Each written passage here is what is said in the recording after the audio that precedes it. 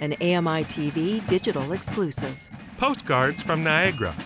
I'm Alex Smyth, and I'm at Fort George National Historic Site in Niagara-on-the-Lake, Ontario, and I'm dressed in the uniform of a British infantry soldier from the War of 1812. Site supervisor Dan LaRoche is going to give me a lesson on the dress of both the officers and the enlisted men of the period. Dan, we're out on the battlements. There's the river behind us. I feel like I'm almost ready for battle. I got my uniform on and, well, I guess half of my uniform. I got my coat and I got my hat on. Can you describe the uniform a bit for me? There's a few things I can't explain, but certainly the red coat, typical for British Army. Infantry, always think of red coats for that.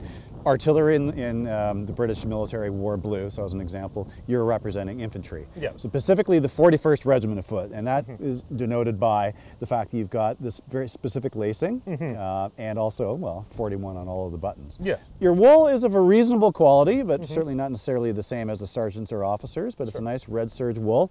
And yeah, minus the belts, you're pretty much ready to go.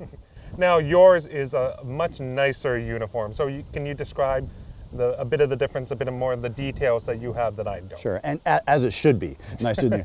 I'm dressed as a commissioned officer, and so a lot of the difference is your uniform is supplied to you by the military, or at least elements of it. I bought mine, so mine's going to be a little bit of a nicer quality, but it's similar in a way. If we look at comparing our lacing, similar pattern, same idea, just my materials, silver threading, silver plated buttons versus yours being pewter and cotton twill. So it really is similar, it's just mine's just of finer quality, that's all it is. And the hats we're wearing, what are they called?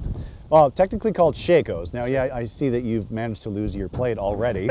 We'll talk about that later, but yeah, you'd have the exact same plate as mine.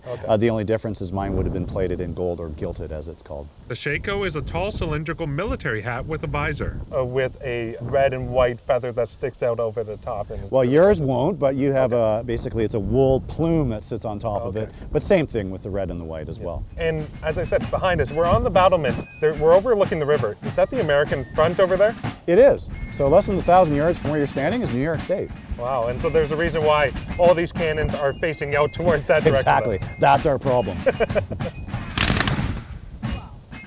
For more original content, visit AMI.ca.